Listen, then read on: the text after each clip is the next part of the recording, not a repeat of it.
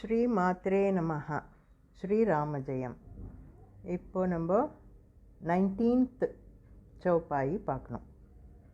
பிரபு முத்ரிகா மேலி முகமாஹி ஜலதிலாங்கி கயே அச்சரஜ நாஹி.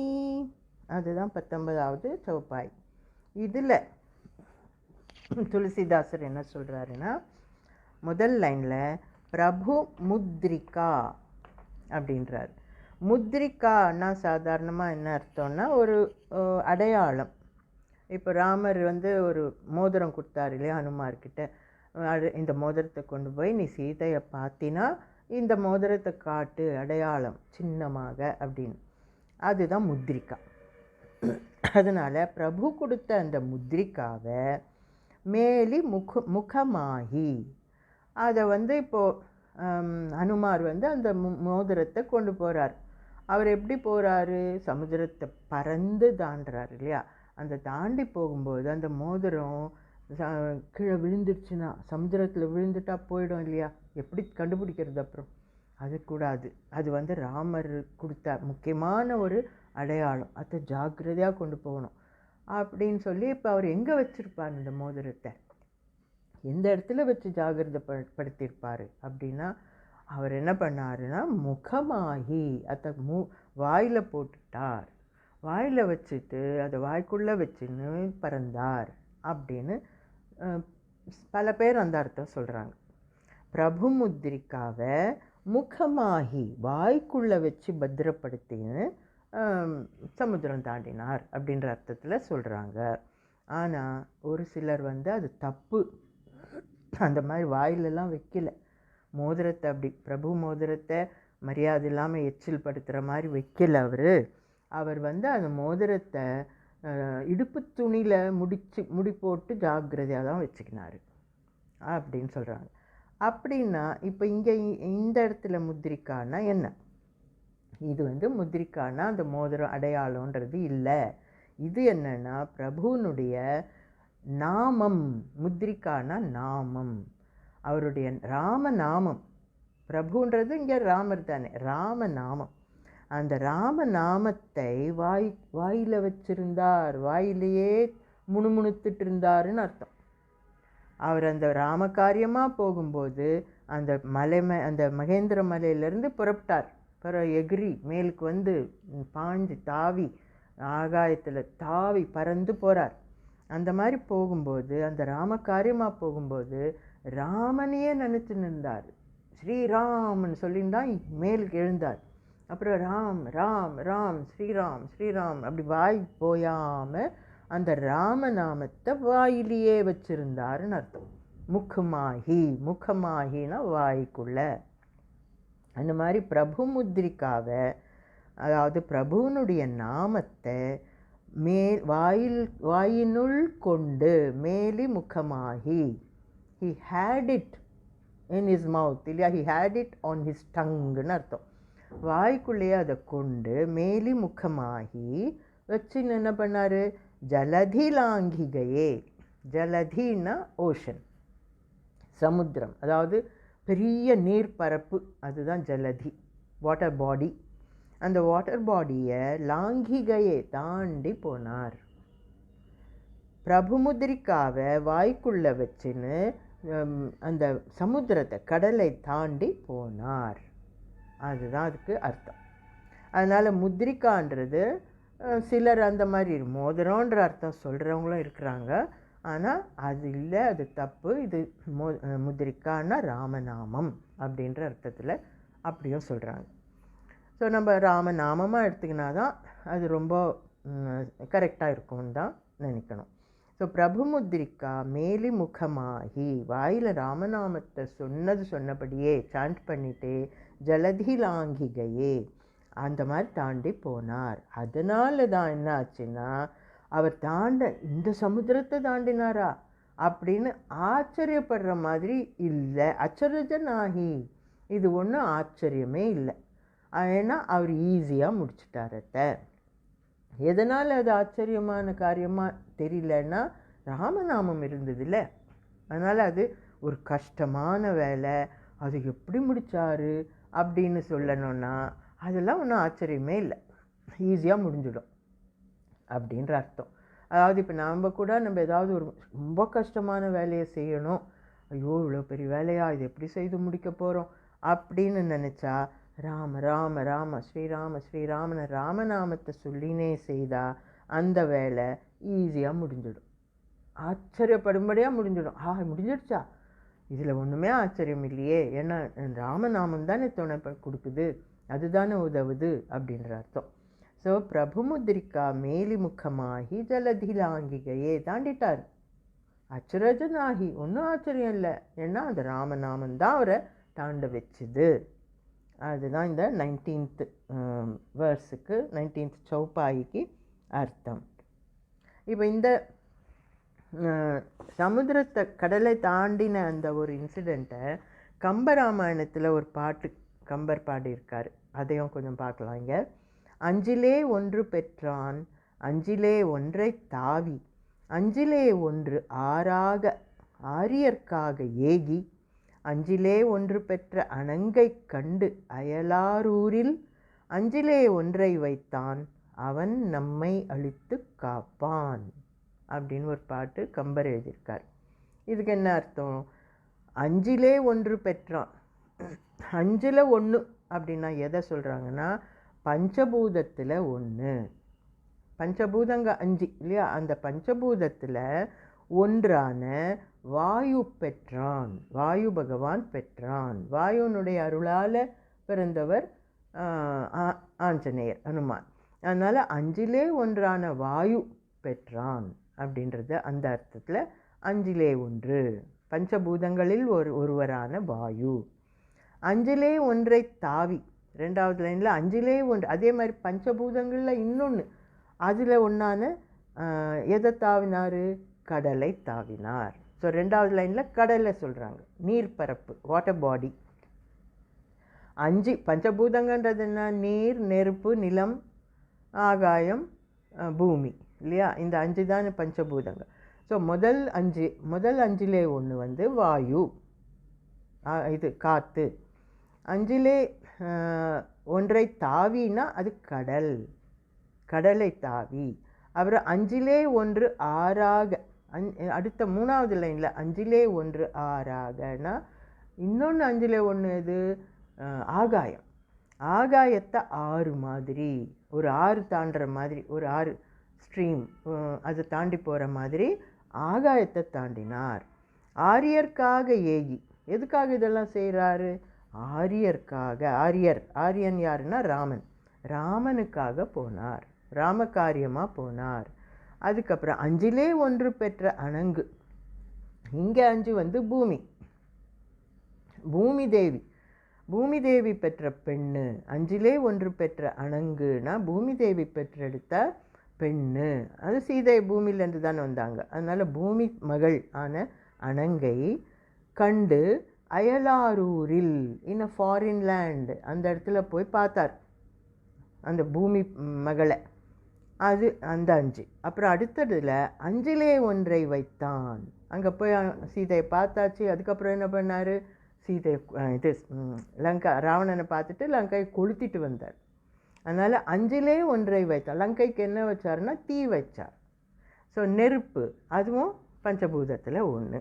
அது மாதிரி 5லே ஒன்றை வைத்தான் அவன் நம்மை அழித்து காப்பான். அந்த மாதிரி பஞ்சபூதங்களையும் அதனுடைய உதவியால் எல்லாமே போய் அங்கே சேர்ந்து சீதையை பார்த்து அங்கே லங்கையை கொளுத்திட்டோம் வந்தார். அப்பேற்பட்ட அனுமான் நம்மளையும் காப்பான் அப்படின்னு கம்பன் பாடியிருக்கிற ஒரு பாட்டு. அந்த மாதிரி பஞ்சபூதங்களையும் இங்கே சொல்லிட்டாங்க.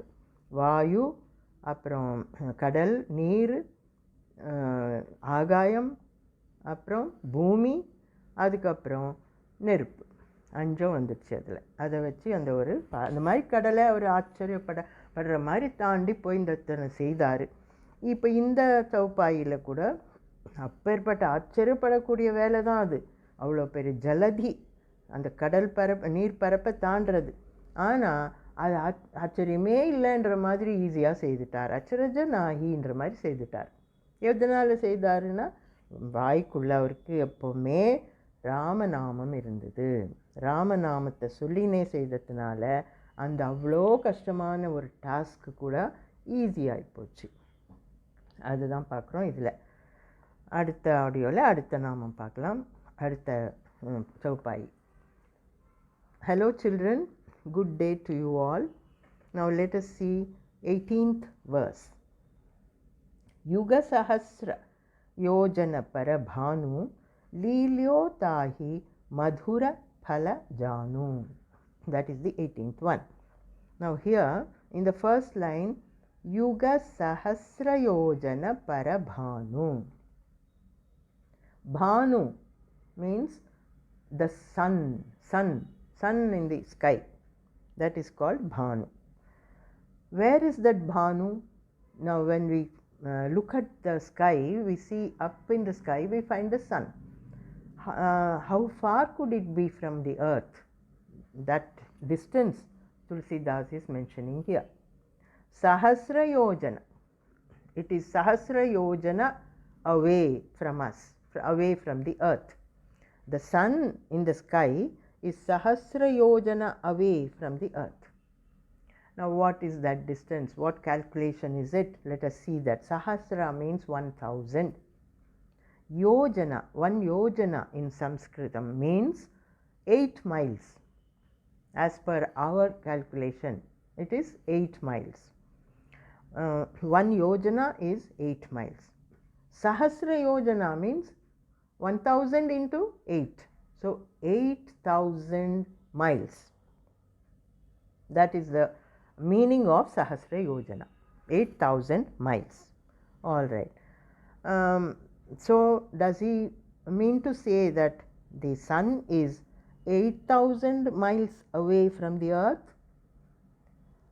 No, that is not. 8,000 miles is not the correct calculation, because 8,000, the mile is a unit of measurement, unit of distance only on the earth. When you are on the earth, you can say it is so many miles away from one place to the other.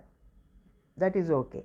But from earth to sun to the sky, it cannot be in miles. It is in light years. The distance is calculated in light years. So mile is a unit of measurement only for worldly matters, world, on the earth. But when you are calculating the distance from the earth to the sky, crossing the atmosphere, then we take the unit as light year.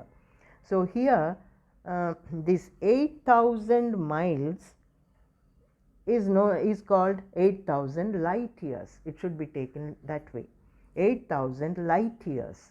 Now that, if we calculate in miles, it becomes 93 million miles. 93 million miles. So even as per scientific study also, the distance between the earth and the sun is 93 million years. Got it? So that is what is meant by Sahasra yojana. And he says yuga. Look at the first word there, yuga. Yuga means it takes yugas, it takes ages to travel from sun to the earth.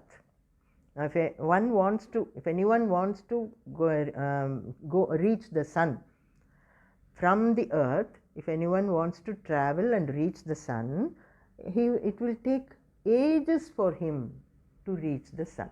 Yuga.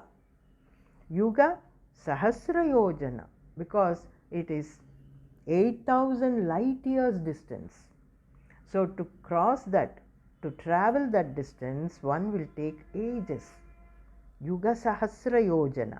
And that 8,000 light years is equal to 93 million years for us to understand. 93 million miles. So that distance has to be crossed if one has to reach the sun.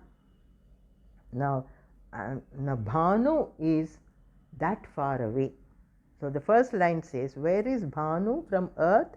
It is 93 million miles away from the earth. Yuga Sahasra Yojana Para Bhanu. Bhanu is there. When you see the sun from the earth, the distance in between is 93 million miles. Okay. Now why is he talking about this? Now let us look at the second line now. Lilyo tahi madhura phala janu. Now this distance, he thought, now we are talking about Hanuman, right? So Hanuman flew and reached the sun as a Leela, Lilyo. He did it as a Leela. Leela means an amazing act. Amazing act which is unbelievable. No one can do it. Such an act he did. Leela. That is why we call it a Leela. It can't be done by all. So he did it as a child's play. An amazing act. Very easily he did it. Lilyo tahi. Why? How could he do it? That means what? He reached the sun easily, like a child's play. Then why did he do it? Madhura phala janu. He thought that the sun was some fruit. He took it as a fruit. He mistook it for a fruit. Madhura phala means sweet fruit. Oh, such a nice fruit there is there up above somewhere. So I must get it. I must go and get it. I must eat it, he thought. Janu means he thought so. He thought like that. He got fascinated and he thought that it was the nice, tasty, sweet fruit. Madhura phala. Janu. He thought like that. So that is what the two lines say. Hanuman saw the sun in the sky and he thought it was a sweet fruit, and he jumped and flew to the sun, which is how far away is the sun? 93 million, Sahasra Yojana Para Bhanu. 93 million miles away from the earth. Hanuman did it as a child's play. Amazing act. He crossed it. He reached the sun. That is mentioned in these two lines. Now we must see what it is actually. Now you will know this from the life of Hanuman. If you read the life of Hanuman and his work and all, you will find this incident. There was an event which happened when he was even as a baby Hanuman. He was a very little Hanuman. He was just 2-3-year-old Hanuman. He was sleeping in a cradle. And from the cradle, he suddenly opened his eyes, and when he, after his sleep and all, he opened his eyes and he was just playing in the cradle, and he saw the sun up in the sky. So seeing the sun, what did the baby think? He mistook it for a fruit. He thought, oh, what a nice fruit there is, which I must eat it, he thought. And thinking that it was a fruit, from the cradle he jumped, he took off from the cradle and he flew over to the sky, and he almost reached the sun. This happened when Hanuman was a very little baby who was still in the cradle.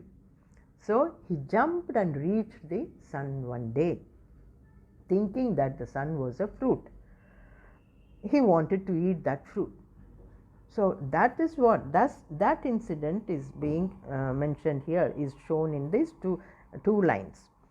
Okay, then what happened? Let us also see the full what happened in the incident and all. We must know it completely, right?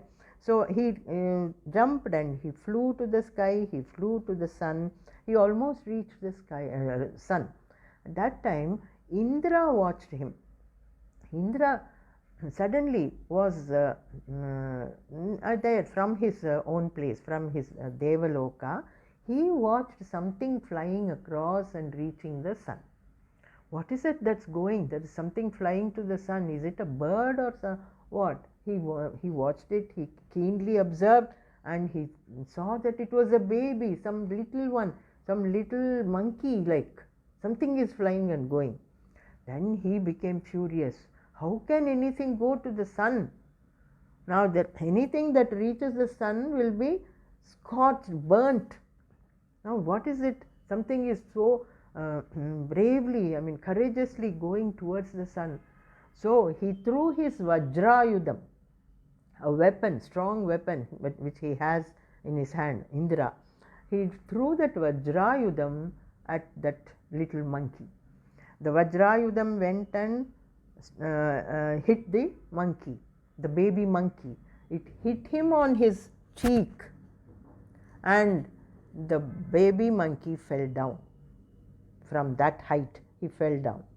And it hit him on his cheek, and the cheekbone, the jaw, broke. He fell down. Then after that, Vayu Bhagavan, Vayu Deva, became very furious. He said, "Oh, that's my baby. How could you do this?" He went fighting with Indra. "This is something wrong you did. That was my baby. You killed him." Then Indra says, "Oh, I didn't know that." And now Vayu Bhagavan says, "I am not going to do my duty for you. I'm on strike now." He stopped his work. His work means blowing. So no wind was blowing. He stopped totally. "I don't want to do any work. You killed my baby. Bring my baby back. Until then I won't do my job." So there was no wind around, and everything was in a standstill. Everything stopped in the entire universe. So this is something which should not happen. Now then Indra said, "I'm so sorry, I didn't know that. Okay, I'll somehow bring your baby back." Then he pleaded Brahma to do something, and Brahma came and took the baby in his hands and gave him life again. So baby Hanuman was saved, but his jawbone was broken. That is why he got the name Hanuman. Hanu means the jawbone, broken jaw. That is the meaning of Hanu. So the one who has a broken jawbone is called Hanuman. That way he got the name. And later on, because Indra did this, he apologized and said, "Oh, this baby should be really a brave boy, brave monkey, and he has come for some cause. So let us all give him some gifts." So that same day, every one of them gave some of their strength to baby Hanuman. Brahma gave, he said, "Now my Brahmastram will not hurt him." Then Indra said, "My Vajrayudam will not hurt him. He will never be hit by or killed by any such weapon." And then other lords, other devas also, like Yama, Kubera, Dikpala, all of them gave their strength to the baby, and then the baby became very strong. So Hanuman got all the strength like this. He became so powerful, and we see how powerful he was in his later life, and he did all that difficult tasks for Rama. So this is an incident shown in Hanuman's life. That is what is mentioned here. Prabhu Mudrika Yuga Sahasra Yojana Parabhanu Lilyotahi Madhura Phala Janu. Then we'll see the next one also, 19th one. Prabhu Mudrika Meli Mukhamahi Jaladhi Langhi Gaye Acharajanahi. Here in the first line, Prabhu Mudrika. Now Mudrika here means Namam, the name of Prabhu. Prabhu Mudrika. Prabhu is Rama. So Rama Nama. That is the meaning of Prabhu Mudrika. Now Hanuman had Rama Nama Mukhamahi, in his mouth. Mukhamahi. Mukha means mouth. He had, having Ramanama. Meli means having Ramanama in his mouth. Means what? He always was chanting Ramanama. So Ramanama was in his tongue, on his tongue. He was having it on his tongue, means he was chanting Ramanama. That is why Jaladhilangigai, having Ramanama on his tongue, Mukhamahi, Jaladhilangigaye, he crossed the big ocean. Jaladhi means ocean. Langhigaye means crossed. He crossed and reached the other shore. So Jaladhi Langhigaye, he crossed the ocean, big ocean, having Ramanama on his tongue. That means while he was flying over the ocean, he had Ramanama in his mouth or on his tongue. That means he was chanting continuously, Ram, Ram, Ram, Ram. All his mind was focused on Rama. And Ramanama was a mantram. It was like a savior. It saved him throughout, and he chanted the Nama all the time, and he crossed the ocean. That is why he could do that difficult job very easily. So it was Acharajanahi. There was no surprise in it. No wonder he could do this great difficult task, crossing the big ocean, flying and crossing the big ocean. Nobody else could do it. So how did Hanuman do it? He did it with the help of Ramanama. So no wonder he could do it. No, Acharajanahi means no wonder. No wonder he could cross the ocean. Because of the Ramanama, he could do it. That is what is said in 19th verse. So you children must understand that whenever you have a difficult job to do, don't just think, oh, this is too difficult for me, I can't do it, and don't give up.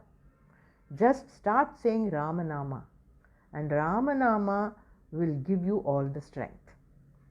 So you have all the skill, you have the knowledge to do the work, and Ramanama will give you some extra strength. It will be a booster dose to your strength, and that will help you in accomplishing all your difficult tasks. So remember that always. Ramanama is a good help everywhere in whatever you do. That is what you must learn from this verse. So we have seen 18 and 19 verses. Now in the next audio we will see the next one. Jai Shri Hanuman.